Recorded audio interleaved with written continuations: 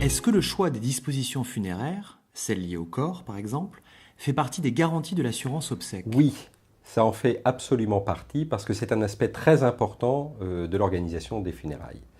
Pendant longtemps, on avait recours guère qu'à l'inhumation. Aujourd'hui, il y a un nouveau mode de traitement, de traitement du corps, oui, qui est la crémation, qui se développe de plus en plus. Donc il faut pouvoir faire ce choix. Ce n'est pas un choix évident. C'est un choix qui peut diviser des familles, puisqu'il y a encore énormément de tensions autour de ça. Il y a un deuxième aspect, c'est que va devenir le corps après l'inhumation ou après la crémation. Est-ce qu'il va être enterré? Est-ce qu'il va être mis dans un jardin du souvenir? Est-ce qu'il va être mis dans un columbarium? Donc, pour pouvoir mettre en place un hommage après le décès, il faut aussi prévoir le sort du corps.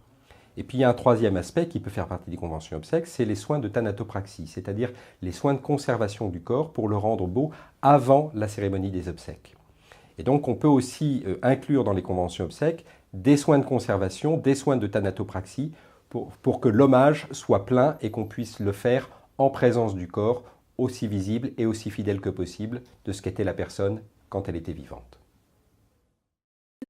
Comprendre la différence entre les cotisations viagères et les cotisations temporaires.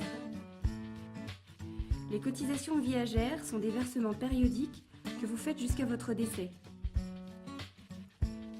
Les cotisations temporaires, quant à elles, sont des versements périodiques que vous faites sur une durée déterminée.